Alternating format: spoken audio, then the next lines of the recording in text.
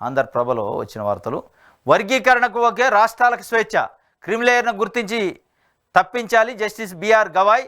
20 ఏళ్ల నాటి ఈవి చిన్నయ్య తీర్పును పక్కన పెట్టిన ధర్మాసనం అణగారిన వర్గాలకు మరిన్ని ప్రయోజనాలు ముఖ్యమని వెల్లడి. తదుపరి మార్గదర్శకాలు సిద్ధం చేసుకోవాలని ఆదేశం. మోడీ సానుకూలత కలిసి వచ్చిందని పవన్ కళ్యాణ్ అంటుండు.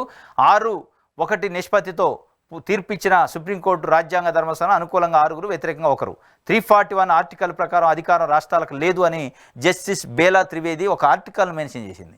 341 ప్రకారం రాష్ట్రాలకు వర్గీకరణ చేసే హక్కు, అధికారం లేదు అని చెప్పి ఆమె ఒక్కటే వివేదించింది, మిగతా వాళ్ళు వివేదించలేదు.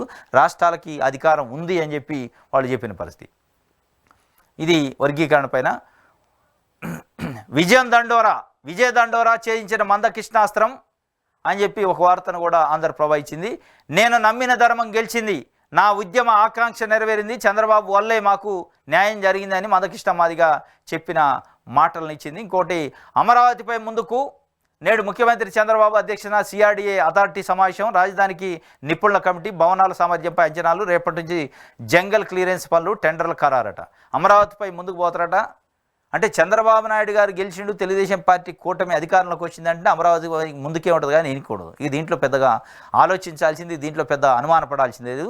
అమరావతి పైన ముందుకే పోతారు, కానీ ఎంత ముందుకు పోతారు, ఏ మేరకు నిర్మిస్తారు, ఏ మేరకు ఆర్థికంగా సపోర్ట్ చేద్దారని చెప్పలేం, కానీ ముందుకు పోతారట. సిఆర్డీఏ అథారిటీ సమావేశం ఈరోజు ఉందట. దానికి సంబంధించి ఒక వార్తని ఇది ఆంధ్రప్రభ ఇచ్చింది.